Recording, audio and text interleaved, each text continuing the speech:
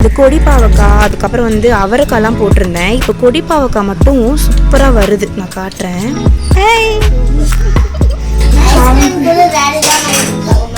அவன் குடிச்சிட்டு டேடி மேலே பழிய போட்டுட்டான். இப்போ நம்ம தட்டி வச்சிருந்த எல்லாத்தையுமே வந்து இதில் சேர்த்துடலாம். இல்லை மாம்ஸ்க்குலாம் ரொம்ப யூஸ்ஃபுல்லாக இருக்கும் அந்த கஷாயம். ஸோ அந்த ரெசிபியும் இந்த வ்ளாகில் இன்க்ளூட் பண்ணுறேன்.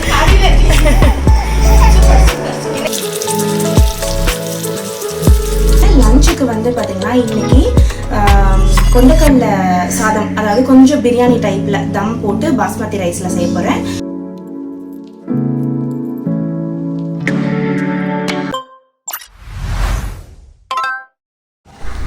ஹாய் ஃப்ரெண்ட்ஸ், நான் உங்கள் சுபைதா ஜாக்ஸ் கிச்சன்லேருந்து. இது உங்களுக்கான சேனல் நமது மொழியில். இந்த இடத்துல வந்து நம்ம அப்பார்ட்மெண்ட்டில் நான் வந்து பாவக்காய் செடிலாம் போட்டிருந்தேன் ரொம்ப நாளைக்கு முன்னாடி. அதுக்கப்புறம் கொஞ்சமாக வந்துட்டு அப்படியே வந்து செத்து போயிடுச்சு. சரி அவ்வளோதான், அதுக்கு மேலே வராது போல் அப்படின்னு நினச்சி விட்டுட்டோம். அதுக்கப்புறம் வந்து பார்த்திங்கன்னா இப்போது இந்த காஞ்ச மரத்தோட வெட்டினது வந்து இங்கே போட்டு வச்சுருந்தாங்க. அதுக்கப்புறம் பார்த்தா திடீர்னு ஃபுல்லாகவே வந்து வளர ஆரம்பிச்சிருச்சு. இந்த கொடி பாவக்காய் அதுக்கப்புறம் வந்து அவரைக்காய்லாம் போட்டிருந்தேன். இப்போ கொடி பாவக்காய் மட்டும் சூப்பராக வருது, நான் காட்டுறேன். ஸோ ஆக்சுவலி செத்து போன செடி திரும்ப வருது. ரொம்ப ஹாப்பியாக இருக்குது இதை பார்க்குறதுக்கு. பாருங்கள், கொடி பாவக்காய். ஸோ இன்னும் நிறைய பாவக்காய் வரும்னு நினைக்கிறேன். ஸோ ஒரு நாள் வந்து நம்ம வீட்டில் பாவக்காய் பொரியல் போட்டுடலாம். இதில் இருக்க பாவக்காவை எடுத்து, பட் இது கொஞ்சம் நீட் பண்ணணும். இதுக்கு வந்து கொஞ்சம் இந்த கொடி மாதிரி கட்டணும். அது கட்டும்போது காட்டுறேன். இங்கே வந்து வெத்தலை கொடி இதுவுமே சூப்பராக வந்துட்டுருக்கு. இங்கே இது வெத்தலையும் சூப்பராக இருக்குது. நான் நெய் காய்ச்சும் போதெல்லாம் இந்த வெத்தலை கொடிலேருந்து வெத்தலை எடுத்து போட்டு தான் வந்து பண்ணுறேன். ரொம்ப சூப்பராக பாருங்கள், எவ்வளோ தூரத்துக்கு ஃபஸ்ட்டு ஃப்ளோர் வரைக்கும் ஏறிடுச்சு கொடி. இதுவுமே இந்த இடத்துல கொஞ்சம் நீட் பண்ணணும். ஸோ இதுவுமே வந்து அடுத்தடுத்த பிளாக்ஸில் நான் நீட் பண்ணுற மாதிரி காட்டுறேன். அடுத்து வந்து நம்ம பாவக்காய் செடியும் வந்து நீட் பண்ணுறது காட்டுறேன். இப்போ வந்து கொஞ்சம் குப்பை மாதிரி தான் இருக்குது. கொஞ்சம் அதெல்லாம் வந்து சரி பண்ண வேண்டியது இருக்குது. அது சரி பண்ணும்போது காட்டுறேன். ஸோ இப்போ வந்து பார்த்திங்கன்னா லன்ச் செய்ய போகிறேன். லஞ்சுக்கு வந்து பார்த்திங்கன்னா இன்றைக்கி கொண்டக்கடலை சாதம், அதாவது கொஞ்சம் பிரியாணி டைப்பில் தம் போட்டு பாஸ்மதி ரைஸில் செய்ய போகிறேன். அதுக்கு வந்து தொட்டுக்கிறதுக்கு தயிர் பச்சடி, அதுக்கப்புறம் வந்து வெங்காய முட்டை. இது வந்து கொஞ்சம் மசாலா முட்டை மாதிரி இருக்கும், பட் இதோடைய ஃப்ளேவர் வந்து நிறைய வெங்காயத்தோடு தான் இருக்கும். இன்றைக்கி இதுதான் வந்து நம்ம வீட்டில் லஞ்சு. ஸோ அதை தான் செய்ய ஸ்டார்ட் பண்ண போகிறேன். அம்மா எனக்கு கஷாயம் போட்டு தர போகிறாங்க. கஷாயம் போட்டு தர போகிறேன். இப்போ வேணுமா உனக்கு? காய்ச்சல் அடிக்குதுமோ சொல்கிறேன்ல, ஐஸ் வாட்டர்லாம் குடிக்காதானே கேட்குறியா நீ? ஐஸ் வாட்டர் எங்கம்மா குடிக்கிறேன். ஜூஸ் யார் ஊற்றி குடிச்சது? டாடி தான் எனக்கு குடிக்கிறாங்க. டாடி கொடுத்தாங்க தெரியுமா? அவன் குடிச்சிட்டு டாடி மேலே பழிய போட்டுட்டான். ஜூஸு ஐஸ்கிரீமு சாப்பிட்டது யாரு? ஹமீதா டாடியா?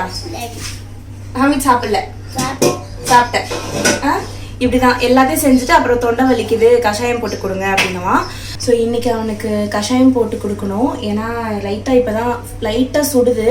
ஸோ விட்டோன்னா காய்ச்சல் வந்து ரொம்ப ஹை ஆகிடும். கொஞ்சம் த்ரோட் பெயினும் இருக்குது, கொணன்னு பேசுகிறான். ஸோ இன்றைக்கி அவனுக்கு ஒரு கஷாயம் போட்டு கொடுத்துடணும். ஸோ சமைச்சு முடிச்சுட்டு டைம் இருந்ததுன்னா அந்த கஷாயம் ரெசிப்பியும் நான் ஷேர் பண்ணுறேன். குழந்தைங்களுக்கு வந்து ரொம்ப காரமெல்லாம் போட மாட்டேன். ஸோ அது கண்டிப்பாக மாம்ஸ்க்கெலாம் ரொம்ப யூஸ்ஃபுல்லாக இருக்கும் அந்த கஷாயம். ஸோ அந்த ரெசிப்பியும் இந்த வ்ளாகில் இன்க்ளூட் பண்ணுறேன். கொண்டக்கடலை சாதம் செய்கிறதுக்கு நான் வெள்ளை சுண்டலை வந்து நான் நைட்டே ஊற போட்டு வச்சுட்டேன். அதை வந்து இப்போ நான் குக்கருக்கு மாற்றிட்டு அதில் சுவைக்கு ஏற்ப உப்பு சேர்த்துடுறேன். தண்ணி ஏற்கனவே அதிலே ஊற வச்ச தண்ணியிலே வந்து நான் சேர்த்துக்கிட்டேன். அடுத்து இதில் மூடி போட்டு இதை வந்து லோ டு மீடியம் ஃப்ளேமில் ஒரு 10லேருந்து 15 நிமிஷம் குக் பண்ணி எடுத்துக்கலாம். நல்லா ஒரு 3லேருந்து 4 விசில் வரட்டும். நல்லா வந்துருச்சு. நல்லா தம் வந்து ஃபுல்லாக ரிலீஸ் ஆனதுக்கப்புறம் இப்போ நான் ஓப்பன் பண்ணி காட்டுறேன். இந்த அளவுக்கு இது குக் ஆகிருக்கணும். லைட் நமக்குனாலே நல்லா குக் ஆகிடுச்சு. இப்போ இது சைடில் எடுத்து வச்சிடுறேன். அடுத்து நான் இங்கே வந்து ஒரு கேசரோல் எடுத்து வச்சுருக்கேன்.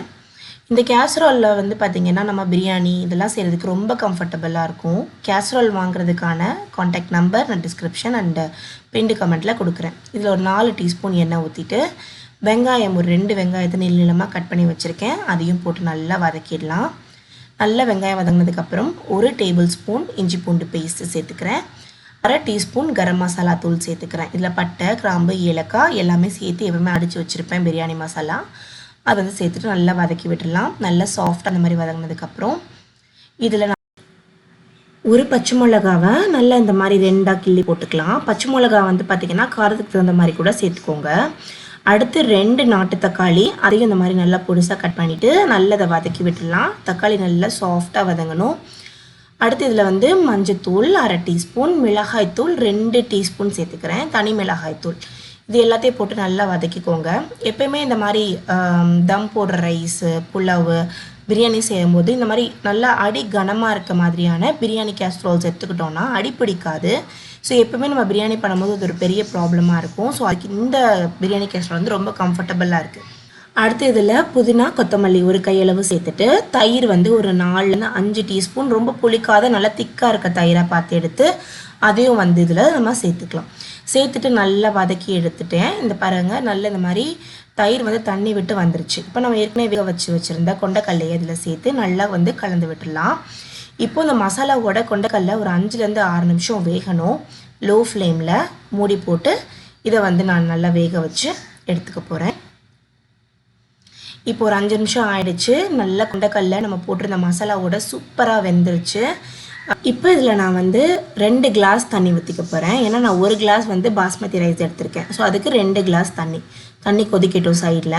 இப்போ நான் வந்து பாஸ்மதி ரைஸை கழுவி எடுத்துக்க போகிறேன். இது கொஞ்சம் புது அரிசி அப்படின்றதுனால நான் ஊற வைக்கல. கொஞ்சம் பழைய அரிசியாக இருக்குது அப்படின்னா நீங்கள் வந்து ஊற வச்சு ஒரு 10 நிமிஷம் ஊற வச்சு எடுத்துக்கலாம். நல்லா கழுவிட்டு இதையும் நம்ம இந்த கொண்டைக்கல்லையோடு சேர்த்துடலாம். நல்லா இந்த மாதிரி உதிரியாக இந்த மாதிரி ஸ்ப்ரெட் பண்ணி போடுங்க. ஸ்ப்ரெட் பண்ணி போட்டதுக்கப்புறம் இதில் வந்து சுவைக்கு ஏற்ப உப்பு சேர்த்துடுறேன். உப்பு கொஞ்சம் ஒரு துளி வந்து தூக்கலாக இருக்கணும். லைட்டாக அந்த மாதிரி கிளறி விடுங்க. நடுவில் போட்டு உடச்சிடாதீங்க. உடச்சோம் அப்படின்னா நம்மளுக்கு வந்து அந்த பாஸ்மதி ரைஸ் வந்து உடஞ்சி போயிடும். அடுத்து இதில் 2 டேபிள் ஸ்பூன் வந்து நெய் விட்டுக்க போகிறேன். நெய் வந்து நான் எப்போவுமே வீட்டில் காய்ச்சறது தான் யூஸ் பண்ணுவேன். நான் நெய் எப்படி காய்ச்சுறேன் அப்படின்றதுக்கு வந்து நிறைய டீட்டெயில்டு வீடியோஸ் போட்டிருக்கேன். டிஸ்கிரிப்ஷனில் அதோட ஃபுல் லிங்க் கொடுக்குறேன். அண்ட் ரீசெண்டாக போட்ட டிப்ஸில் கூட நான் வந்து ஒரு சூப்பரான இது சொல்லியிருக்கேன், அதை பாருங்க. இப்போ அதை மூடி போட்டு ஸ்லோ ஃப்ளேமில் தம்மில் வச்சுட்டேன். அடுத்து நான் வந்து முட்டை வேக வச்சுக்க போகிறேன். ஸோ முட்டை வேக வைக்கிறதுக்கு ஒரு பாத்திரத்தில் ஸ்டவ் ஆன் பண்ணிவிட்டு தண்ணி ஊற்றி முட்டை வந்து போட்டு இதில் வேக வச்சு எடுத்துக்கிறேன். முட்டை நல்லா கொதிச்சு ஒரு 6லேருந்து 7 நிமிஷம் வெந்துருச்சு. இப்போ ஆறிடுச்சு நல்லா. இப்போ இதை நம்ம இதிலேருந்து உரிச்சு எடுத்துக்கலாம். உரிச்சு எடுத்து இது எல்லாத்தையும் ஒரு பிளேட்டில் எடுத்து வச்சுக்கிறேன்.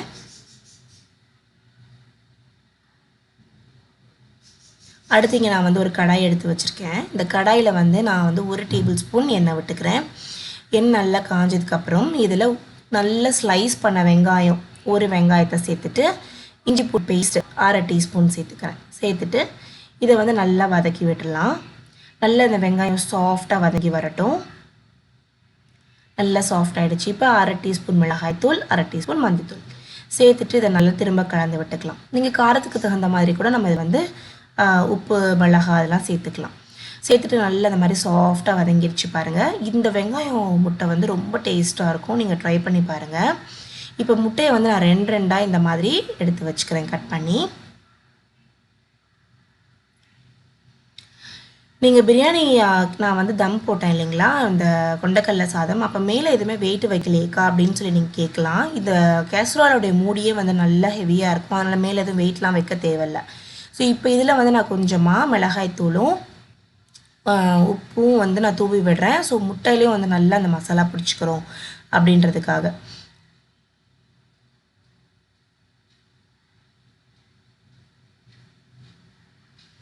இப்போ வெங்காயம் எல்லாம் சூப்பராக வதங்கி எல்லாம் ரெடியாக இருக்குது. இப்போ நம்ம ஏற்கனவே மசாலா போட்ட முட்டையை இதில் போட்டு நல்ல ஒரு வாட்டி கலந்து விட்டுட்டோம் அப்படின்னா நம்மளுடைய வெங்காய மசாலா முட்டை ரெடி ஆகிடும்.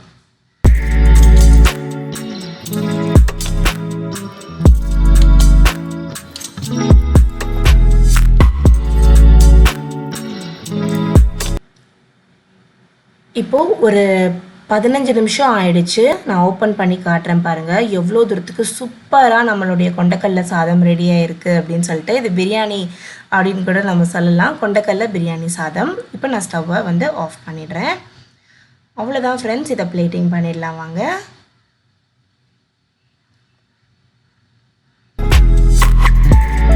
ரொம்ப சூப்பர் அண்ட் சிம்பிளான கொண்டக்கடலை சாதம், மசாலா, ஆனியன் முட்டை, அப்புறம் வெங்காய பச்சடி ரெடி ஆகிடுச்சு. ஸோ நீங்களும் இவங்களோட லஞ்சுக்கு இதை ட்ரை பண்ணி பாருங்கள். வாங்க விலாகை கண்டினியூ பண்ணலாம்.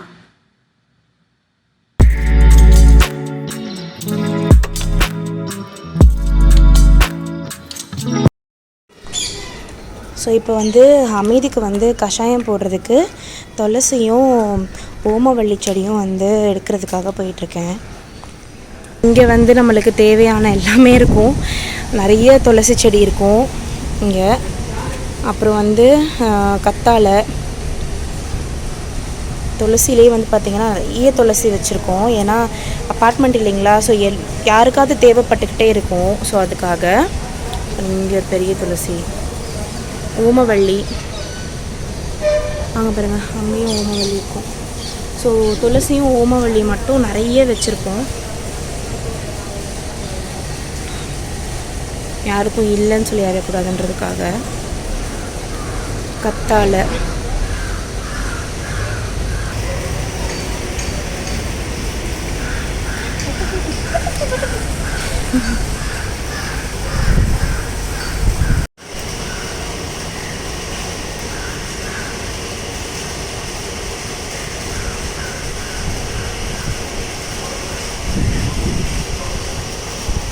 ஓமவள்ளி வந்து இவ்வளோ போதும். துளசி கொஞ்சம் எடுத்துக்கலாம்.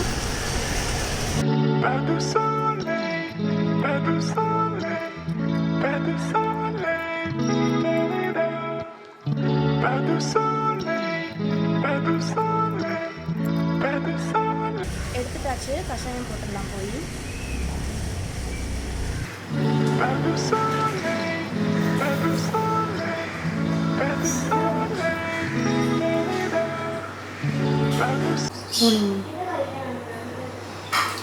இங்கே நான் வந்து ஒரு இஞ்சி தடி எடுத்து வச்சுருக்கேன். இது வந்து கல்வம். இதில் வந்து பார்த்திங்கன்னா நான் 1 இன்ச் அளவுக்கு மஞ்சள். இந்த மஞ்சள் பற்றி நான் ஏற்கனவே நிறைய வீடியோஸில் சொல்லியிருக்கேன். இது வந்து ஃப்ரெஷ் மஞ்சள். இதில் வந்து நிறைய நற்குணங்கள் இருக்குது. Anti inflammatory property, anti bacterial, anti biotics, இந்த மாதிரி இது எல்லாமே வந்து நம்மளுக்கு இதில் நிறைய நல்ல விஷயம் இருக்குது. ஸோ முடிஞ்ச அளவுக்கு இந்த மாதிரி ஃப்ரெஷ் மஞ்சளாக எடுத்துக்கோங்க. ஃப்ரெஷ் மஞ்சள் இல்லாதவங்க மஞ்சத்தூளும் இதில் சேர்த்துக்கலாம். அடுத்து வந்து சுக்கு வந்து பார்த்திங்கன்னா இந்த அளவுக்கு எடுத்திருக்கேன். ஒரு ஆள்காட்டி விரலில் இதில் பாதி அளவுக்கு எடுத்திருக்கேன். இது ரெண்டையும் போட்டு நல்லா தட்டிக்கலாம். ஃபஸ்ட்டு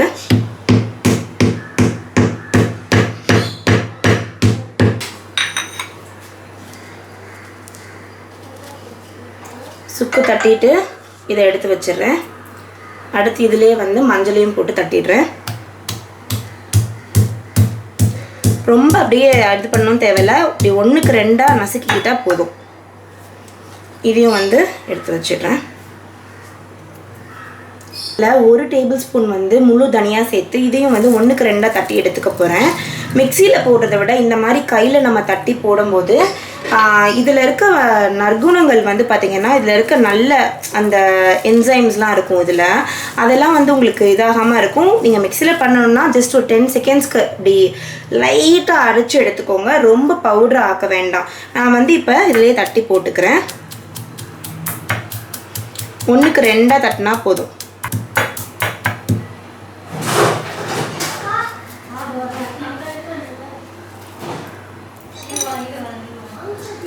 இதையும் ஒரு தட்டில் எடுத்து வச்சிடுறேன். ஒரு 1/2 ஸ்பூன் மிளகு சேர்க்குறேன். இது குழந்தைங்களுக்கு கொடுக்குறதுன்றதுனால நான் ரொம்ப காரம் வந்து இதில் சேர்த்துக்க போகிறதில்ல. ரொம்ப காரம் இருந்தால் சாப்பிட மாட்டாங்க. அதனால் 1/2 ஸ்பூன் மட்டும் சேர்த்துக்கிறேன். இதையும் வந்து 1க்கு 2 தட்டி எடுத்துக்கிறேன்.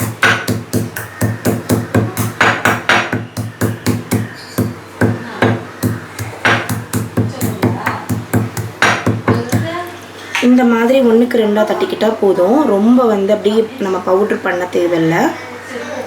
இதையும் எடுத்து வச்சிடுறேன். அடுத்து நம்ம கீழேருந்து பறிச்சுட்டு வந்தோம்ல ஓமவல்லி, அதுக்கப்புறம் துளசி வந்து நல்லா கழுவிட்டு ரெண்டையுமே நல்லா கழுவிட்டு காம்போடு எடுத்துக்கிட்டேன். இதை வந்து நான் என்ன பண்ண போகிறேன்னா சும்மா இப்படி 2 வாட்டி தட்டி எடுத்துக்க போகிறேன், அவ்வளோதான்.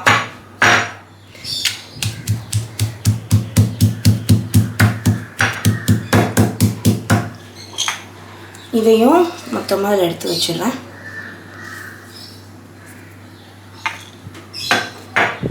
இதில் ஃபஸ்ட்டு வந்து தண்ணி ஊற்றிக்கிறேன். நான் வந்து இங்கே வந்து ஒரு 500 ml தண்ணி ஊற்றுறேன். 6 லிட்டர் தண்ணி.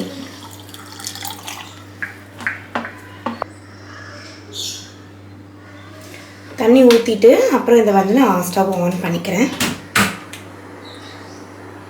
இப்போ நம்ம தட்டி வச்சுருந்த எல்லாத்தையுமே வந்து இதில் சேர்த்துடலாம். இல்லை இப்போ தண்ணி லைட்டாக சூடாயிடுச்சு பாருங்கள். லைட்டாக வந்து மேலே லைட்டாக வந்து இந்த ஆவி வர ஆரம்பிச்சிருச்சு. இது எல்லாத்தையுமே இதில் ஒன்று சொன்னாப்பில் சேர்த்துடுறேன்.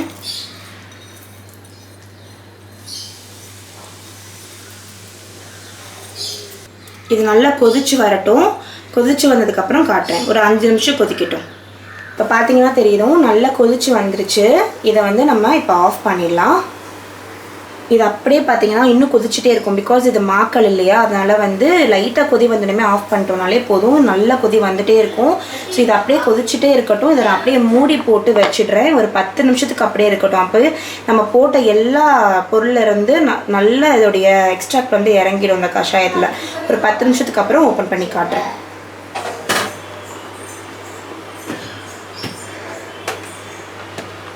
ஸோ 10 நிமிஷம் ஆயிடுச்சு. நல்லா நம்ம போட்டதெல்லாம் வந்து கீழே அப்படியே வந்து செட் ஆகிடுச்சு.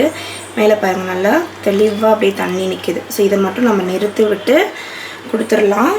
நான் வந்து ஹமீதுக்கு கொடுக்கறதுனால இதில் வந்து கொஞ்சமாக கருப்பட்டி போட்டுக்க போகிறேன். கருப்பட்டி போட்டு கொடுக்குறேன். இப்போ ஒரு கிளாஸில் வந்து கொஞ்சமாக கருப்பட்டி சேர்த்துக்கிறேன். கருப்பட்டி ஆக்சுவலி சளிக்கு ரொம்ப நல்லது.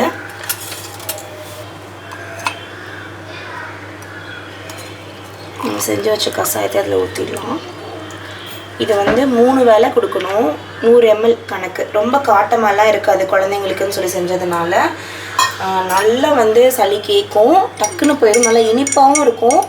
நல்லா உங்களுக்கு நல்ல ஒரு வாசனையாகவும் இருக்கும் இந்த கஷாயம்.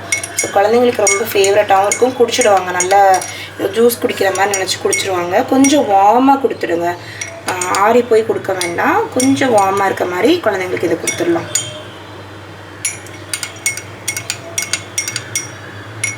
ஹமீத், உன் கஷாயம் ரெடி, குடிச்சு முடி. சரியா?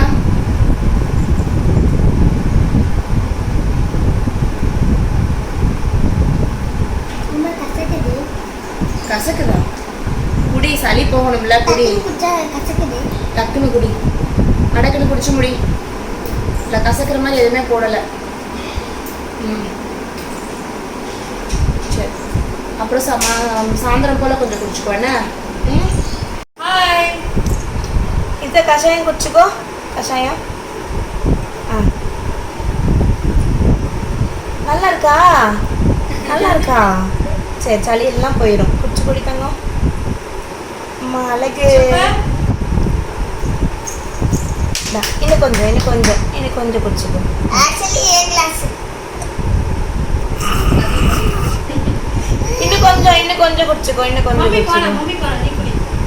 இன்னும் கொஞ்சம் குடிச்சுக்கோப்பா. சூப்பர். இன்னும் கொஞ்சம். ஹாய். இன்னும் கொஞ்சம்.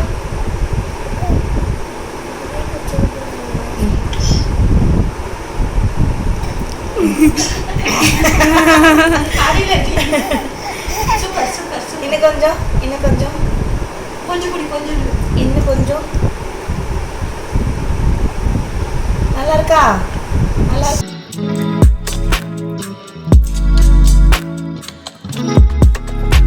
எனக்கு தெரிஞ்சு கஷாயத்தை சிரிச்சுக்கிட்டே குடிக்கிற பிள்ளை என் பிள்ளையா தான் இருக்கும்.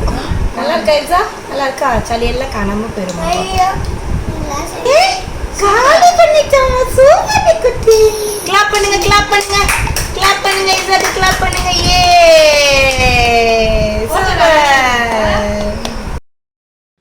ஸோ இது எங்களோட ஈவினிங் டைம். கீழே வந்து கொஞ்சம் நேரம் வாக்கிங் கூப்பிட்டு போவேன் பாப்பாவை வந்து ஈவினிங்ஸில். ஸோ இப்போ வந்து எல்சா வந்து வாக்கிங் போயிட்டுருக்கா. என்னோட வாக்கிங் டைம் மம்மிக்கு வாக்கிங் டைம்.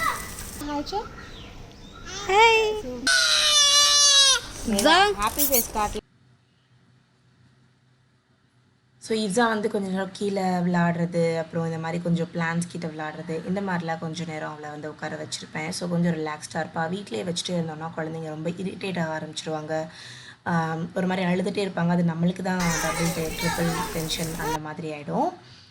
ஸோ இதெல்லாம் அப்போ எடுத்துக்கிட்ட கிளிப்ஸு. ஸோ உங்களுக்கு இந்த விலாக் பிடிச்சிருக்கும் அப்படின்னு நினைக்கிறேன். இதே மாதிரி நிறைய குக்கிங் அண்ட் இப்ஸா ஹமீத் விலாக் பார்க்கணுன்னு ஆசைப்பட்றீங்க அப்படின்னா நம்ம சேனலை மறக்காமல் சப்ஸ்கிரைப் பண்ணிக்கோங்க. பக்கத்தில் இருக்க பெல் பட்டனையும் மறக்காமல் கிளிக் பண்ணிக்கோங்க. நான் உங்களை வேற ஒரு வீட்டில் சந்திக்கிறேன். அது வரைக்கும் பாய் பாய்.